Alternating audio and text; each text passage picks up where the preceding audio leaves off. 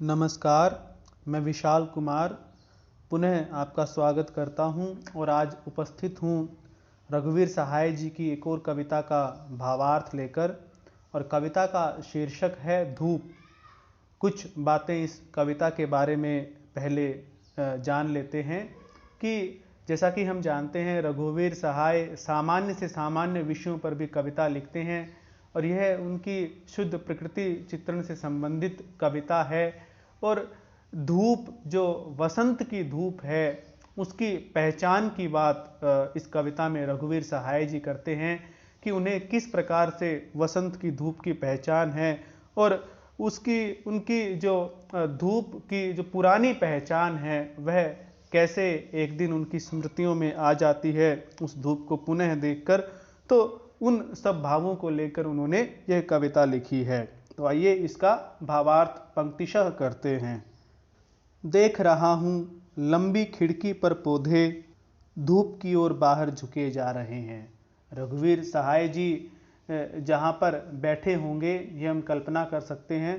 तो वहाँ उन्होंने एक कविता लिखी होगी कि वो एक जहाँ पर भी किसी भी कमरे में बैठे हैं तो उसकी एक लंबी सी जो खिड़की है उस खिड़की पर कुछ पौधे रखे हैं और क्योंकि जो छायाएं पड़ती हैं और पौधे क्योंकि धूप लगने पर या धूप से पौधे स्वयं प्रसन्न होते हुए दिखाई देते हैं तो रघुवीर सहाय जी को ऐसा लगता है कि वे पौधे मानो धूप से मिलने के लिए बाहर की तरफ जहाँ पर धूप है वहाँ वे झुके जा रहे हैं, अर्थात वे भी धूप की पहचान रखते हैं और क्योंकि वसंत की धूप आई है तो वे उस धूप को प्राप्त करने के लिए बाहर की तरफ झुके जा रहे हैं।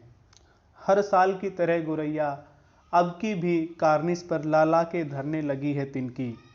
गोरैया चिड़िया अब वो देखते हैं कि कार्निस जो ऊपर वाली दीवार होती है उस दीवार का जो एक किनारा बाहर की तरफ निकला हुआ होता है, थोड़ा सा उसको और बाहर निकाला जाता है दीवार से, तो उसको कार्निस कहा जाता है। हिंदी में उसको कगार कहते हैं।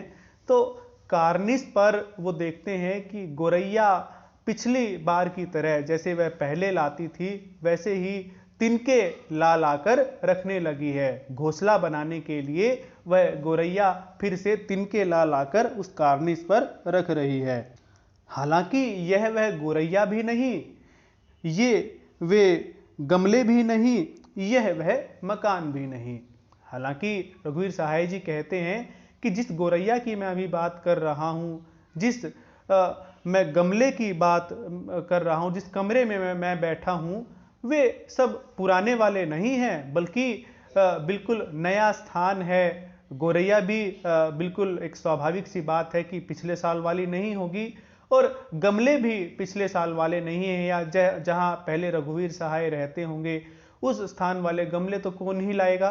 तो वे गमले भी वे पिछले साल वाले नहीं हैं। कहने का भाव यह है कि भले ही ये सभी वस्तुएं ये सभी उपादान बदल गए हैं लेकिन धूप की जो पहचान उन्होंने वसंत की धूप की पहचान अपने स्मृतियों में बनाकर रखी है, धूप वही की वही है। भले ही सभी चीजें अलग हों लेकिन अलग होते हुए भी उनकी क्रियाएं पहले जैसी हैं। जैसे गोरैया की क्रियाएं भी पहले जैसी ही हैं, भले ही दूसरी गोरैया हो। गमले जो बाहर की तरफ झुके जा रहे हैं उनकी क्रियाएं भी वैसी की वैसी ही हैं, भले ही गमले और पौधे दूसरी तरह के हों।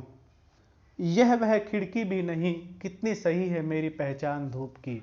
और खिड़की भी स्वाभाविक रूप से वह पहले वाली नहीं, क्योंकि कमरा पहले वाला नहीं है तो खिड़की स्वाभाविक रूप से पहले वाली नहीं है। यहाँ रघुवीर सहाय जी कहते हैं कि लेकिन मेरी जो धूप की पहचान है, जिस वसंती धूप को मैं पहचानता हूँ, जिसकी स्मृतियां मेरे मन में हैं, मुझे उसकी कितनी सही पहचान है कि जैसे ही वह धूप आई है मुझे उसका एहसास होने लगा है, मुझे उसका अनुभव होने लगा है। कितने सही हैं ये गुलाब, कुछ एक से हुए और कुछ एक झरने झरने को। कि जो ये गुलाब खिले हुए हैं, गमलों में खिले हुए हैं या आसपास जो गुलाब खिले हुए हैं वसंत के मौसम में, क्योंकि गुलाब खिलते हैं, तो ये किस तरह के गुलाब हैं, कितने सही हैं ये गुलाब कि भले ही इनमें से कुछ गुलाब झर गए हों, यानी कि कुछ गुलाब मुरझा गए हों और कुछ झरने झरने को और कुछ मुरझाने वाले हों, ये लगता है कि थोड़ी देर में वे मुरझा जाएंगे। और हल्की सी हवा में और भी जोखम से निखर गया है उनका रूप जो झरने को है। हालांकि उनका जो निखरा हुआ रूप है, हल्की हल्की सी हवा चल रही है, उसमें उनको जोखिम है क्योंकि वे मुरझाएंगे और मुरझाकर उनकी पत्तियां भी गिरेंगी, लेकिन फिर भी उनका रूप जो है निखरा हुआ है। अब सही क्यों है ये गुलाब? यहाँ पर रघुवीर सहाय जी कहते हैं क्योंकि वे उनको पता है कि मुरझाना भी है, लेकिन फिर भी वे अपने रंग रूप से खिले हुए हैं, फिर भी वे खुश दिखाई देते हैं, फिर भी वे आनंदित दिखाई देते हैं। इसलिए वो कहते हैं कि कितने सही हैं ये गुलाब जो कि मुरझाने को हैं और कुछ मुरझा भी गए हैं, लेकिन फिर भी ये इस तरह से रंग रूप से खिले हुए हैं। और वे पौधे बाहर की ओर झुके जा रहे हैं, जैसे धूप उनको खींचे लिए ले रही है। और कवि को लगता है कि जो वे पौधे खिड़की में रखे हैं, गमलों वाले पौधे, वे बाहर की तरफ झुके जा रहे हैं और उनके बाहर की तरफ खींचने को देखकर कवि को लग रहा है कि मानो यह धूप ही उन्हें अपनी तरफ खींच रही है, यह धूप ही उन्हें अपनी तरफ आकर्षित कर रही है। देखिए, कविता धूप पर है, वसंत की धूप पर है, तो उसी वसंत की जो धूप की विशेषता है, उसी में सारी प्रकृति को वो देख रहे हैं, चाहे वह गुलाब का खिलना हो, गुलाब का मुरझाना हो, या जो पौधे हैं वे भी उस धूप की पहचान रखते हैं और इसीलिए वे उस धूप की तरफ खींचे जा रहे हैं। और बरामदे में धूप होना मालूम होता है, जैसे ये पौधे बरामदे में धूप सा कुछ ले आए हैं कि कवि जहाँ पर बैठा है वहाँ पर एक बरामदा है, और बरामदे में क्योंकि धूप प्रत्यक्ष रूप से नहीं आती है, डायरेक्टली नहीं आती है, इनडायरेक्टली धूप का एहसास बरामदे में किया जा सकता है, तो इसीलिए कवि यहाँ पर कहते हैं कि बरामदे में ऐसा मालूम होता है कि धूप है। और ये खिड़की में लगे हुए पौधे हैं, ये लगता है कि ये हवा धूप को अपनी तरफ आकर्षित करके बरामदे में भी उसे ले आए हैं। अर्थात जो पौधे जिस प्रकार से धूप की तरफ आकर्षित हैं, पौधे धूप को खींच रहे हैं अपनी तरफ और धूप पौधों को अपनी तरफ खींच रही है, और बरामदे में एक धूप का एहसास हो रहा है, प्रत्यक्ष रूप से धूप नहीं आ रही है, इसीलिए कवि को ऐसा लगता है कि ये पौधे ही जिस धूप का उसे एहसास हो रहा है बरामदे में, उस धूप को पौधे ही खींचकर इस बरामदे में ले आए हैं। और तिनका लेने फुर्र से उड़ जाती है चिड़िया, और जो चिड़िया कार्निस पर तिनके इकट्ठे कर रही है वह और तिनका लेने के लिए फुर्र से उड़ जाती है।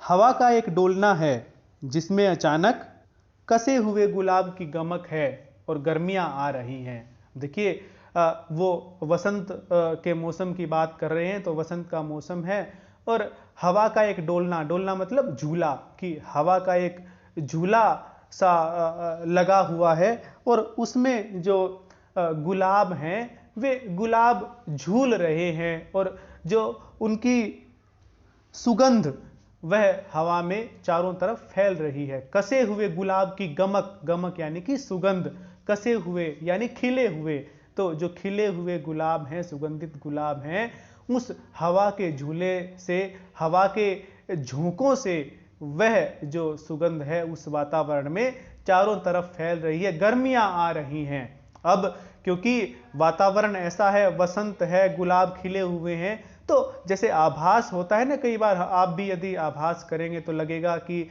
वसंत में जब इस तरह की धूप होती तो लगता है कि गर्मियां आने वाली हैं, तो ऐसा ही कवि को भी लग रहा है। वह धूप देखकर, क्योंकि उसे उस धूप की पहचान है कि यह वसंत की धूप है और इसके बाद गर्मियां ही आती हैं, तो उसे एहसास होता है कि गर्मियां अब आ रही हैं। हालांकि अभी बहुत दिन है, हालांकि यह नहीं है कि 2 दिन बाद ही गर्मी आ जाएगी, अभी बहुत दिन बाकी हैं, उसके बाद ही अच्छी तरह से गर्मियां प्रारंभ होंगी।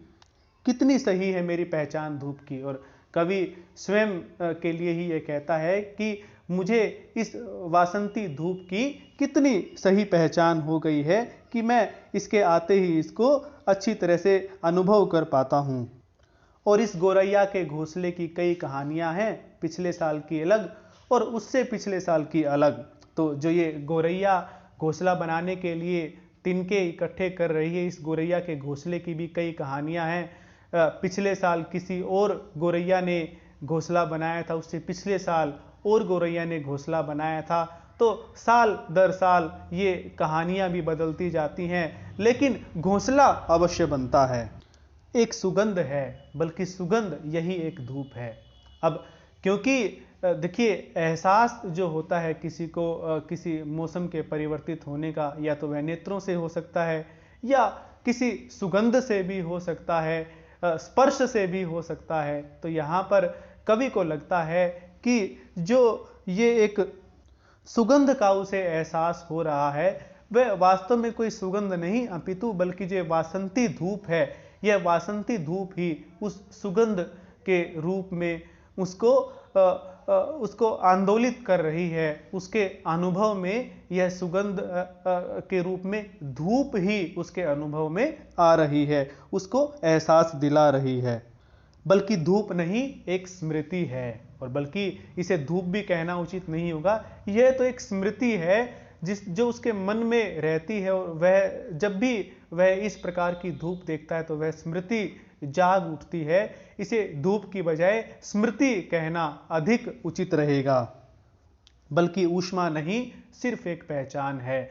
और जिस वासंती धूप का इस कविता में कवि ने संकेत किया है, वह क्योंकि धूप में ऊष्मा होती है, हीट होती है, तो कवि मानता है कि यह बल्कि ऊष्मा भी नहीं है, मैं इसे ऊष्मा भी नहीं मान सकता, बल्कि यह तो एक पहचान है, एक स्मृति है जो मेरे मन में हमेशा ही विद्यमान रहती है। और वही स्मृति या वही पहचान उसको यह बताती है कि यह वासंती धूप है।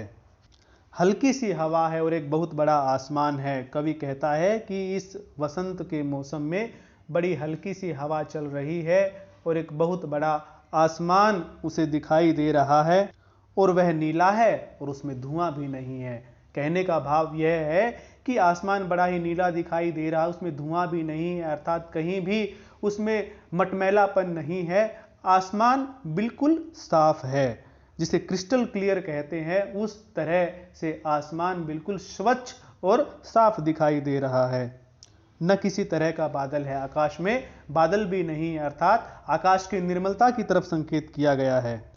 और एक हल्की सी हवा है और रोशनी है, और यह धूप है। और उस आसमान में क्या है? हल्की हल्की हवा चल रही है, रोशनी है, और ये जिस धूप की पहचान कवि को है, वह धूप भी उस आसमान में विद्यमान है, जिसे मैंने पहचान लिया है। और जिस धूप की कवि को पहचान है, वह धूप उस आसमान में विद्यमान है। और इस धूप से भरा हुआ बाहर एक बहुत बड़ा नीला आसमान है कि जिस धूप की कवि को पहचान है, उसी धूप से पूरी तरह से भरा हुआ बाहर एक नीला दिखाई देने वाला आसमान है। और इस बरामदे में धूप और हल्की सी हवा और एक बसंत। और जहाँ कवि बैठा है, वहाँ जो बरामदा है, उसमें धूप क्योंकि प्रत्यक्ष रूप से आ नहीं रही है, लेकिन उसका एहसास अवश्य किया जा सकता है। उसी धूप की बात यहाँ पर कवि कह रहा है कि इसमें धूप भी है, बरामदे में हल्की सी एक हवा भी उसे महसूस हो रही है, और वसंत की ऋतु का भी उसे अनुभव हो रहा है। तो यह थी रघुवीर सहाय जी की कविता धूप। उम्मीद है आप सभी को समझ आई होगी, और आप अपनी प्रतिक्रियाएं कमेंट बॉक्स में अवश्य दिया करें। धन्यवाद।